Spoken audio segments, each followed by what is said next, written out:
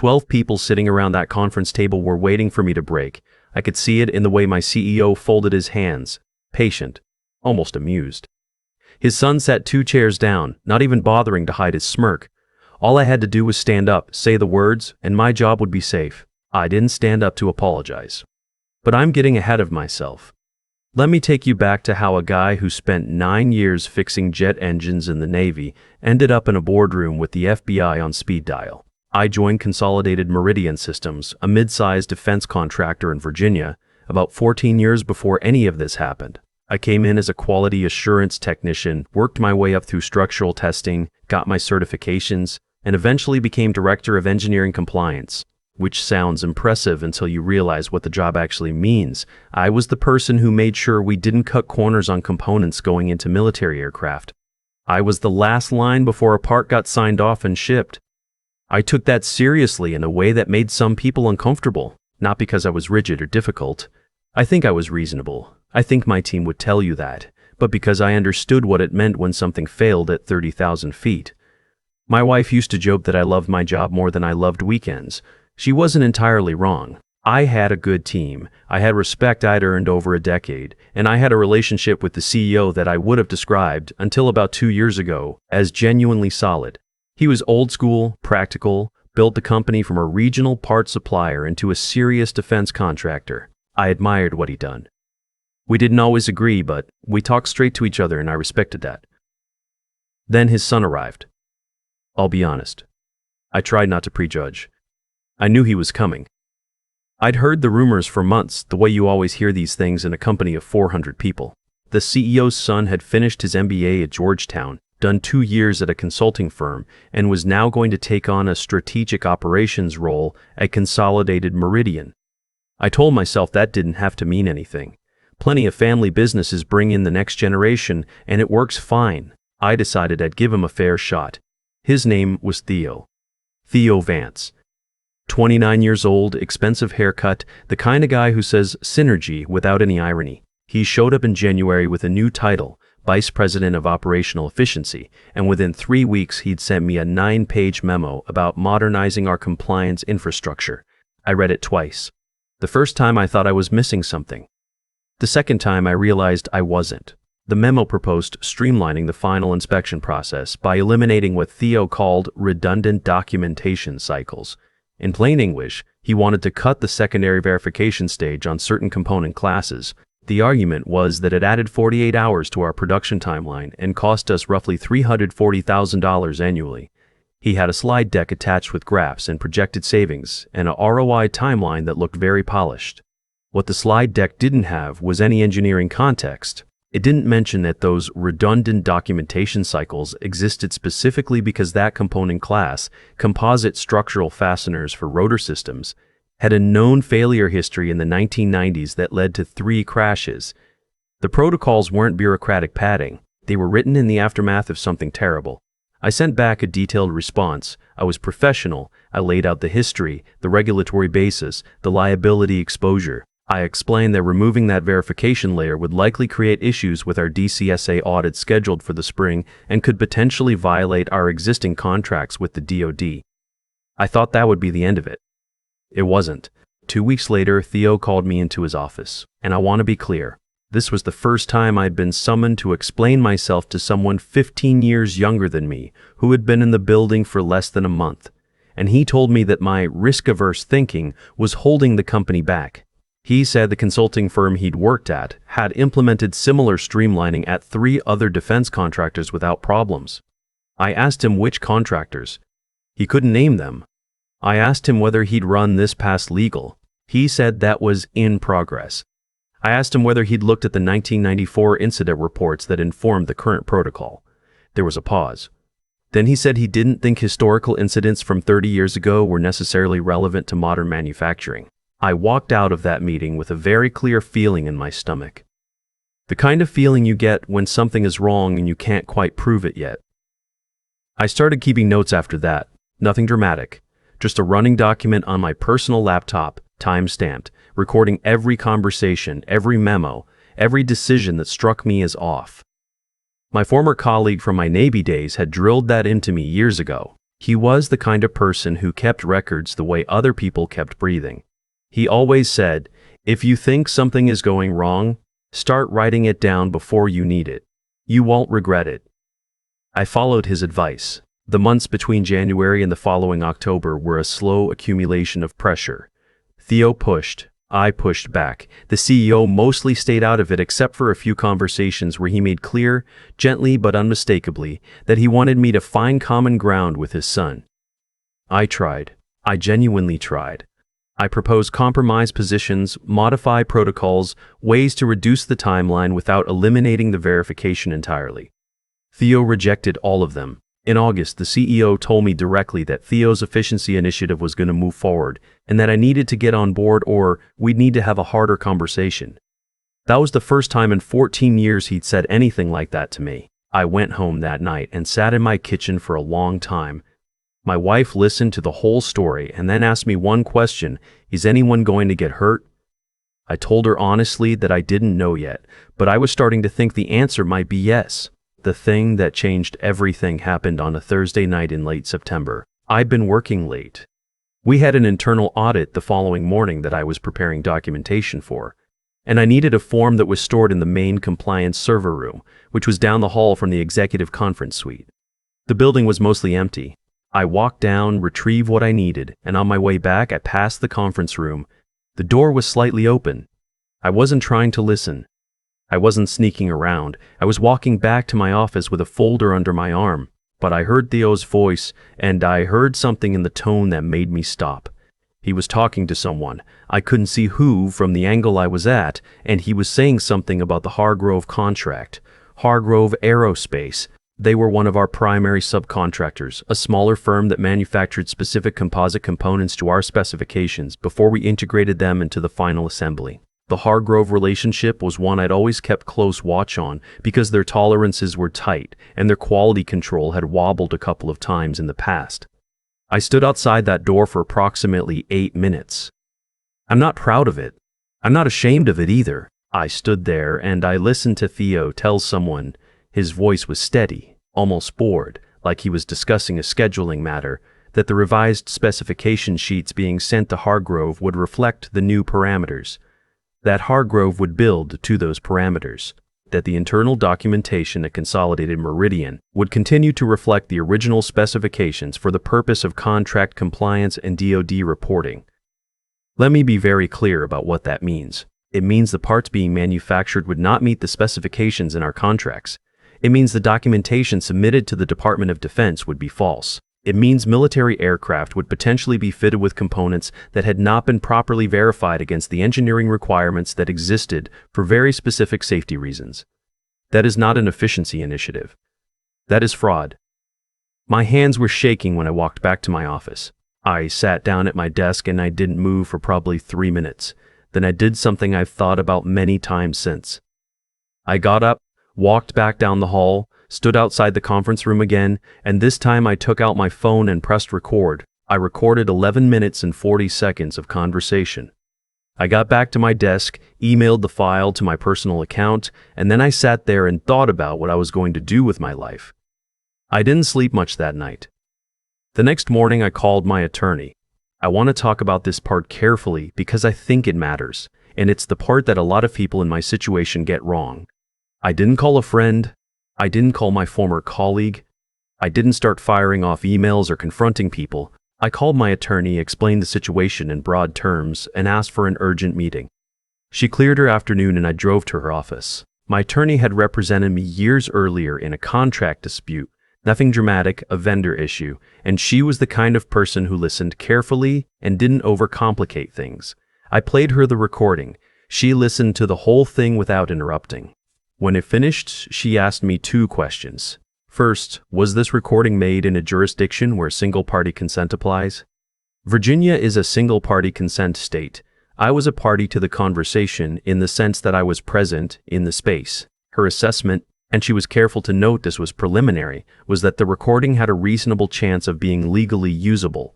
Second, did I have documentation of the ongoing process of pushback prior to this recording? I told her about the notes I'd been keeping since January. She told me this was serious enough that we needed to go to the right people, not just the right people inside the company. She had a contact at the Defense Contract Audit Agency, not a friend, a professional contact from a previous case, and she suggested we approach this carefully and through proper channels. The following 2 weeks were the strangest of my life. I went to work every day. I did my job. I attended meetings with Theo and said nothing. I watched him circulate revised documents and I said nothing. My attorney was working the proper channels. I had been told explicitly to do nothing that would tip anyone off, because if Theo or the CEO suspected what was coming, documentation could disappear. So I sat in meetings and I looked at the man who was falsifying defense contracts, and I drank bad conference room coffee and I waited. There is a particular kind of stress that comes from knowing something and being unable to say it. It sits in your chest. My wife knew something was happening. I told her in general terms, and she gave me space without pushing. My son, who was home for part of that period, noticed I seemed distracted. I told him work was complicated. He accepted that with the easy generosity of a 22-year-old who doesn't yet know how complicated work gets. The call that broke it open came on a Tuesday morning in mid-October. My attorney contacted me to say that an investigation was formally underway, that I should be prepared for things to move quickly and possibly visibly, that I should stay calm and stay out of the way. 2 days later, the CEO called me into his office and told me to sit down. He said he'd heard from Theo that I had been creating obstacles to the operational efficiency rollout. He said there had been some concerning interactions with Hargrove that he understood I was responsible for. I had not, in fact, had any interactions with Hargrove during this period. I had deliberately stayed away from anything that might contaminate the investigation, but I understood what was happening. I was being set up. If things started to unravel, there needed to be someone other than Theo to blame. He told me he was calling an executive board meeting for the following Monday. He said he expected me to attend and to clear the air regarding my conduct. I said I would be there. I called my attorney from the parking garage. She told me to stay calm, document the conversation, and show up on Monday. She also told me that the timeline on the investigation had accelerated and that I should be ready for the unexpected. That Monday morning, I arrived early. I went to my office, answered some emails, responded to a question from one of my team members about a spec sheet, and did all the ordinary things a person does at the beginning of an ordinary day. At 9:15, I walked into the conference room. 12 people were already seated. The CEO was at the head of a table. Theo was 2 chairs down from him, and even from across the room I could see the careful way he held himself. Relaxed. Prepared. Already scripted. The CEO opened by saying there were concerns about departmental cohesion and that we were going to address them this morning. Then he turned to me and said that Theo had raised significant issues about my behavior over the past several months, that I had been obstructive, had undermined approved initiatives, had communicated improperly with subcontractors, and it created a hostile dynamic within the executive team. He said he expected me, in front of this room, to acknowledge these issues and to apologize to Theo so we could all move forward. The room was very quiet. I could hear the ventilation system. I looked at the CEO. I looked at Theo. I looked at the 11 other people in that room, most of whom I had worked with for years. Some of them looked uncomfortable. A couple of them were looking at their notepads. Nobody was looking at Theo except me. I said, I have something I'd like the board to hear before I respond to that. The CEO said that wasn't how this meeting was going to go. I said, I think it needs to. Then I took out my phone, connected it to the room's Bluetooth speaker system, which I had confirmed was functional when I arrived early that morning, and I pressed play. The voice that filled the room was Theo's, clear, calm, laying out in his own words exactly how the Hargrove documentation would work. Which specifications would be sent, which specifications would be reported, how the discrepancy would be managed, the math of the fraud, explained patiently to whoever he was speaking to that night. Nobody moved. Not the CEO, not Theo, not the 11 people around the table. When it ended, I turned off the recording. I said, I've been documenting this situation since January. The full record, emails, memos, meeting notes, and this recording has been provided to the Defense Contract Audit Agency. I was asked to say nothing until the investigation reached a certain point. I've said nothing. Today, I'm saying something. Theo stood up.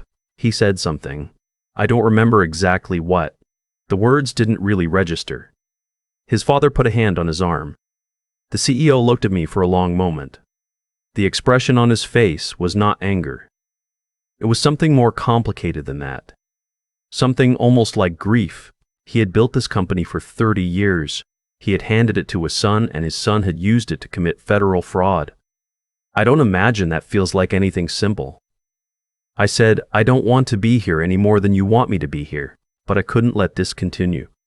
20 minutes later, there were federal agents in the building. I want to be careful about what I say regarding the legal process, partly out of respect for it and partly because some of it is still ongoing. What I can tell you is this. The investigation that my attorney had been quietly facilitating turned out to be more significant than even I had understood. The Hargrove situation wasn't the only thread they pulled. There were 2 other subcontractors. There were contracts going back further than my January notes. Theo had not invented this approach. He had, in a certain sense, inherited it and then expanded it, pushed it further than it had gone before, because he was young and confident and had never faced real consequences. The charges that followed were serious.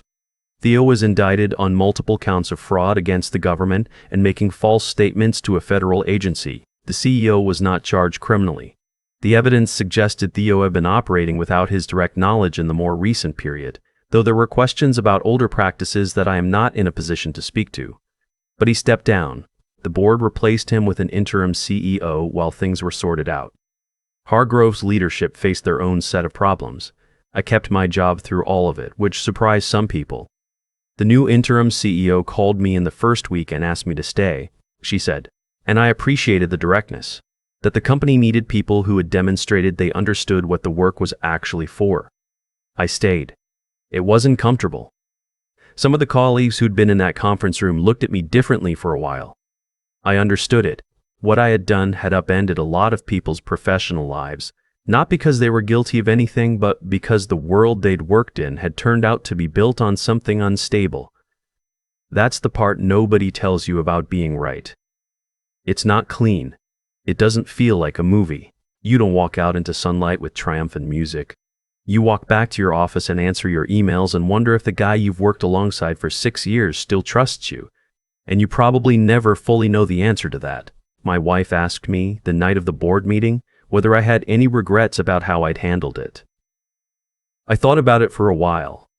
I told her that I had regrets about the situation existing at all. I had regrets about the years of friction, about the months of silence, about the fact that an investigation was necessary in the first place, but about what I'd done. About starting the notes in January, about calling my attorney before I did anything else, about standing in that conference room and pressing play. No regrets there. She said that was a very lawyerly answer. I told her I'd been spending too much time with my attorney. Here's what I've thought about most since all of it happened. The thing that actually kept those protocols in place for 30 years, the thing that protected people, wasn't the documentation itself. It wasn't the regulations. It wasn't the audits or the contracts or the legal framework, though all of those matter. It was people who understood what the work was for. Engineers and technicians who knew why a procedure existed. People who'd read the incident reports, who'd sat through the briefings, who'd looked at the data and understood that a number on a specification sheet corresponded to a real-world consequence. Theo had an MBA. He was smart.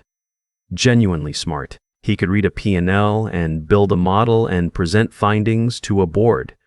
But he had never once looked at those old incident reports. I'm convinced of that.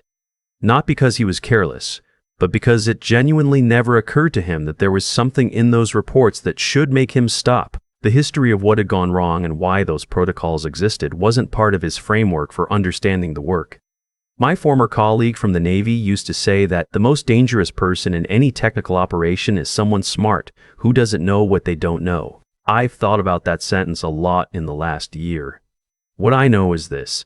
I came into work every day for 14 years and did my job because I understood what it was actually protecting. When someone asked me to stop protecting it, I said no. When they pushed, I documented. When I found proof, I went to my attorney before I went to anyone else. I followed the process even when the process was slow and uncomfortable and required me to sit in rooms with people who were committing fraud and drink bad coffee and say nothing. That's not heroism. That's just doing the job, understanding what the job is actually for and refusing to let someone tell you it's something less than that. The recording helped. I won't pretend otherwise. Without it, the weight of what I could prove was much lighter. But the recording only existed because I happened to be walking down the right hallway at the right time, and because, for whatever reason, I had the presence of mind to go back. I got lucky in that specific way. The notes I'd kept since January, those weren't luck. Those were just a choice I made. A small daily habit that turned out to matter enormously. If you're reading this and you're in a situation where something feels wrong at work, that's my only real advice. Start writing it down. Before you need it. Time-stamped, factual, every detail you can remember. You may never need it. I hope you never need it. But if you do, you will be very glad you have it.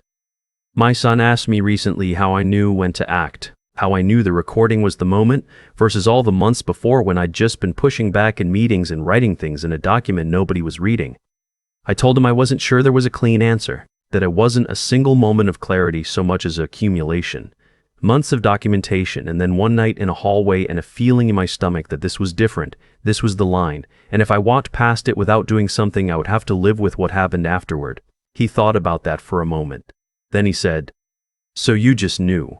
I said, "I knew I couldn't unknow it. That's the same thing." He nodded like that made sense. I think it does. The work that matters, the work that actually protects people, doesn't always look like anything from the outside. It looks like paperwork. It looks like a guy in a compliance office arguing about documentation timelines.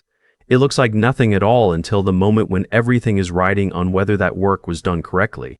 I've been back in the same office for over a year now.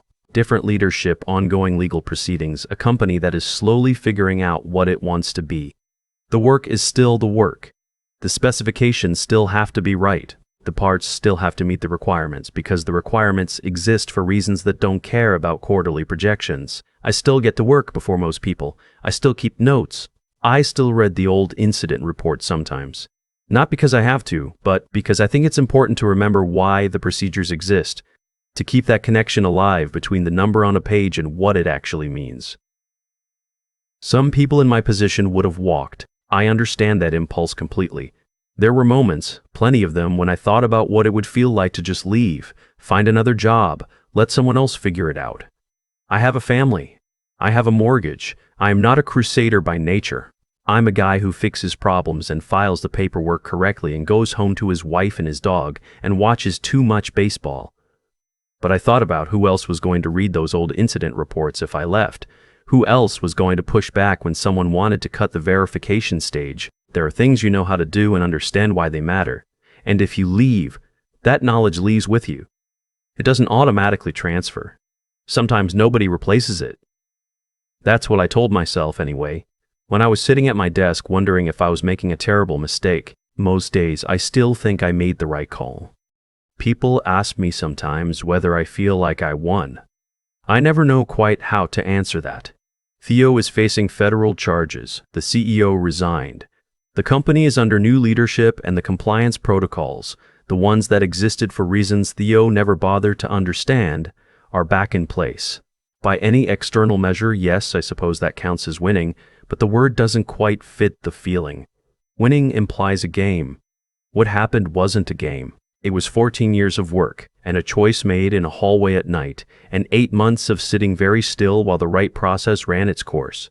What I keep coming back to is this. Theo wasn't stupid. He was genuinely smart. He could build a financial model that would make your head spin. He could walk into a room and command it. He had every advantage: education, resources, a father who'd handed him a platform most people spend their whole careers trying to reach.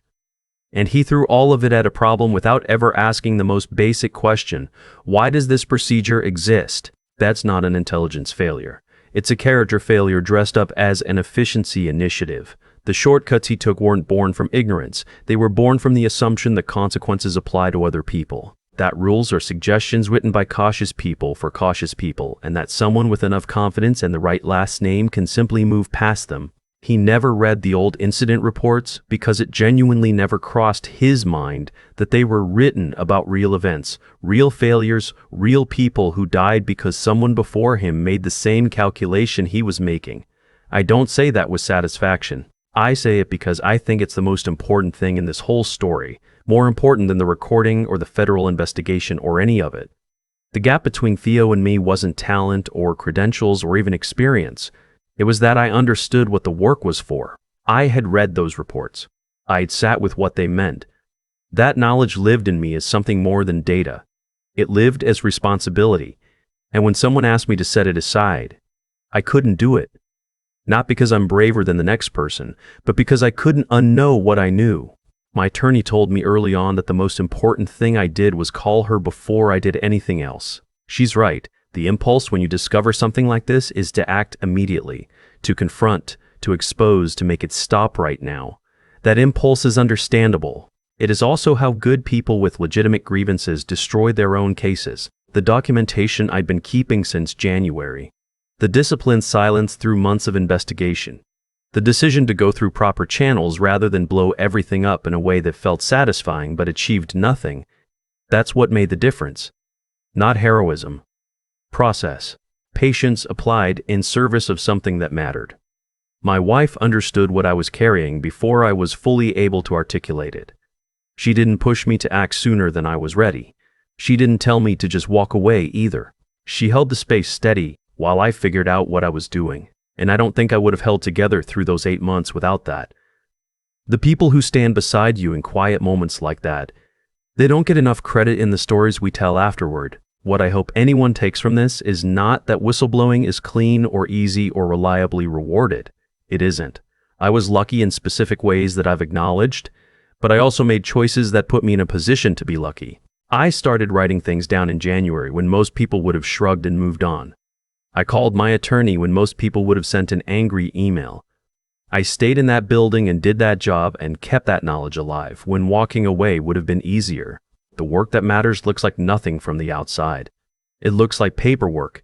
It looks like one more person in one more compliance office arguing about one more procedure. But that procedure is the distance between something working and something failing in a way that cannot be undone. Knowing that, really knowing it, not just as a concept, but as something you feel the weight of, is what integrity actually means. Not a virtue you perform, a thing you carry, a thing that, when it comes down to it, you find you cannot set down.